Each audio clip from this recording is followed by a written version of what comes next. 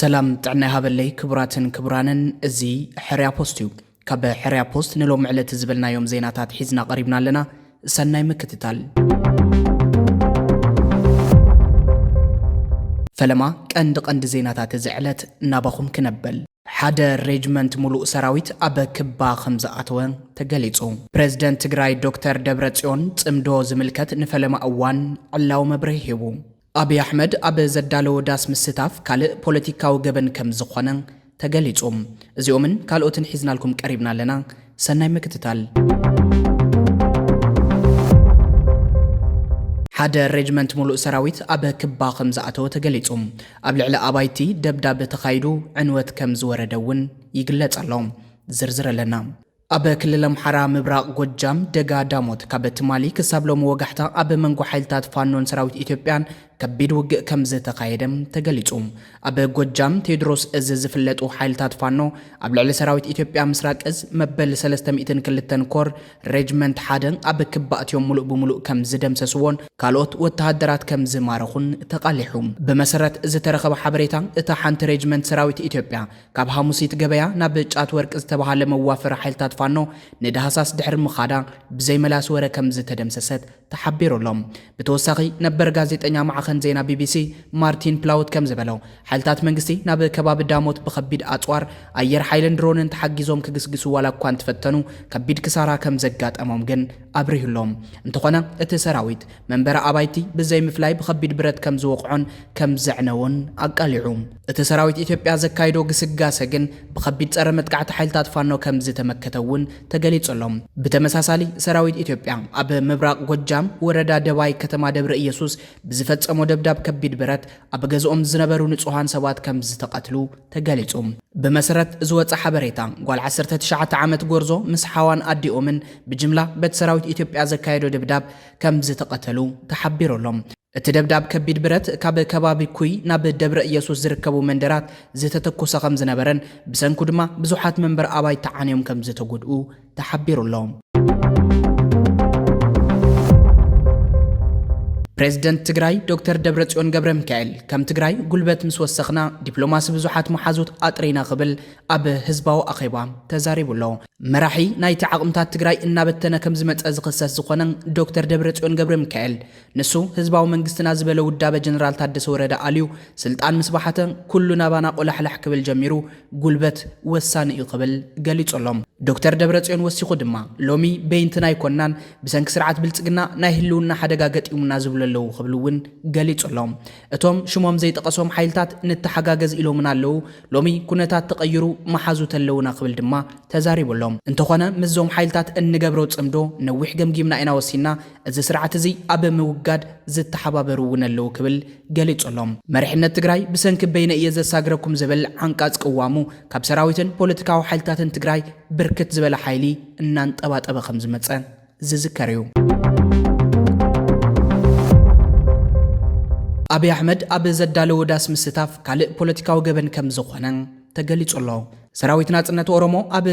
አብይ አሕመድ ብሔራዊ ምክክር ኮሚሽን መስተታፍ ፖለቲካው ገበን ይቀበል መግለጽ አውጽኢሎም መንግስት አብይ አሕመድ ዘካይዶ ዘሎም ብሔራዊ ሞኖሎግ ናይ ሐቀኛ ሀገራው ዘተ ከም ዘይኮነን ንሕገ መንግስታዊ መምሕያሽ ንምፍጻም ዝተዳለው ፖለቲካው ስልቲ ይቀበል ሰራዊትና ጽነቱ ኦሮሞ ካሲሱም ኣብቲ መግለጺ ኣብቲ መድረኽ ተቃውምቲ ናጻ ድምጽታትን ሕጋውያን ወከልቲ ህዝብን ዘይተሳተፉዎ ብምዃኑ አካታቲ ሀገራው ዘተ ክባሃል ከም ዘይኽእል ገሊጾሎም ብተወሳኺ ኣብ ትሕቲ አብይ አሕመድ ኮንካ ሐቀኛ ሀገራው ዘተ كايد كم زي قلون أبريه اللهم كتيلو دما أبت مدرخ زقربوا حسابات كل التعلامات اللوم تقدماي أبي أحمد ناب بريزيدنت نتك أيرو نزغت العصر تعمتات ني إثيوبيا نخجز مجد مخفاتيو ادخل أيدما أوروميا أم حران كالوت كلاتن بمكففال أكبابياوي من النتات ناب بوليتيكاو مفليات نمقيارن نعبيز مت ترى من قال سن مدخا من يكبل قاليت اللهم بمخان دما مسرتاو بوليتيكاو حتوتات أبسلما وخنتاتن دحر لوت من قستن بحق أني هاجراو زت ترايك فتحو كم زقلو أبرهم أب موداتا أبز خيد استساتفو كومشنراتن كالوت تحبابرتن إز خيد حد وجناو بوليتيكاو تريت مخانو النافلتو أبز بمستافهم حقاون تاريخاون تحتات النت كم زسكمو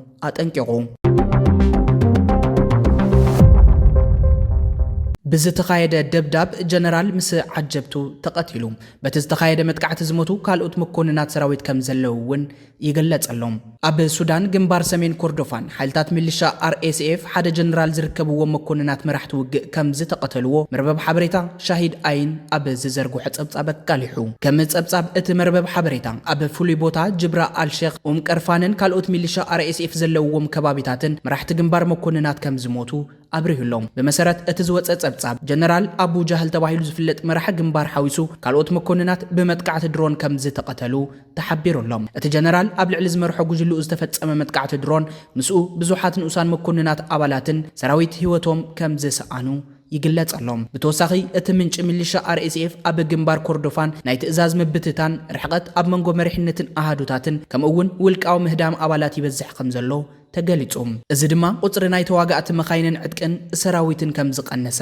ይሕብር። ሓይሊ ኣየር ሱዳን ኣብ መስመር ከተማ ኒያላ ዝጓዓዛ ኮንቮይ መካይን ስትራቴጂካዊ ድሮናት፣ ናይ ሓደ ግዜ ድሮናት፣ ዘመናዊ መሳርሕታት ኤሌክትሮኒካዊ ጠለፋ፣ 23 ሚሜ ጸረ ኣየር መድፋዓትን ብርክት ዝበለ ጥይትን ቀሊል ኣጽዋርን ዝጸዓና መካይን ከቢድ ዕንወት ከም ዘውረደ ምጽብጻብና ዝዝከር እዩ። ሰራዊት መሰጋገሪ መንግስቲ ሱዳን ስትራቴጂካዊት ከተማ ኩርሙክ ሓዊሱ ንመብዛሕትኡ ክፋል ሱዳን ካብ RSF ከም ዝመንዝሖ ናይ ቀረባ ግዜ ተዘክሮ እዩ። ሰለስተ ሃገራት ኣብ ልዕሊ መንግስቲ ኢትዮጵያ ዘነጻጸረ ፖለቲካዊ ጸቕጥን ምግባር ዝዓለመ ከም ዝኾነ ዝእመነሉ ዘተካይደን ኣብ ዞባ ቀርኒ ኣፍሪቃን ቀይሕ ባሕርን ሰላም ድሕንነትን ርግኣትን ንምስፋን ዝዓለመ 4 ወገናዊ ዲፕሎማስያዊ ዝርርባት ኣብ ርእሰ ከተማ ግብፂ ካይሮ ከም ዝተካየደ ተፈሊጡ። ኣብቲ ንመንግስቲ ኢትዮጵያ ኣብ ክባን ምእታውን ዲፕሎማስያዊ ጸቕጥን ምምሕዳር ከም ዝኾነ ዝእመን ርክብ ሚኒስተር ጉዳያት ወፃኢ ግብፂ ባድር ዓብድልዓጢ ምስ ሚኒስተር ጉዳያት ወፃኢ ኤርትራ ኦስማን ሳልሕ ምስ ሚኒስተር ጉዳያት ወፃኢ ሶማልያ ዓብድሰላም ዓብዲ ዓሊ ከምኡውን ምስ ሓላፊ ኣማኻሪ ፕሬዚደንት ኣሜሪካን ጉዳያት ዓረብን ኣፍሪቃን ማሳድ ቡሎስ ብተናጸል ሰፊሕ ዘተ ከም ዘካየደ ተገሊጹ። ኢትዮጵያ ጉዳይ ተሳትፎ ቀይሕ ባሕሪ ዝምልከት ንዘለዓለቶ ሕቶ ዝምልከት ድማ ኣብ መንጎ ግብፅን ኤርትራን ዝተገብረ ስምምዕ ጉዳይ ድሕንነትን ምሕደራን ቀይሕ ባሕሪ ብሃገራት ወሰን እቲ ባሕሪ ጥራይ ክውሰን ከም ዝግብኦ ክልቲኦም ወገናት ደጊሞም ኣረጋጊጾም። ካብ ገማግም ቀይሕ ባሕሪ ወፃእ ዘለዉ ሃገራት ኣብቲ ስትራቴጂካዊ ዞባ ናይ ድሕንነት ስርዓት ክገብሩ ወይ ናይ ባሕሪ ተራ ክወሃቦም ዝገብር ምንቅስቓስ ምስ ዓለም ለኻዊ ሕጊ ዝጋጮ ብምዃኑ ከም ዘይቕበልዎ ድማ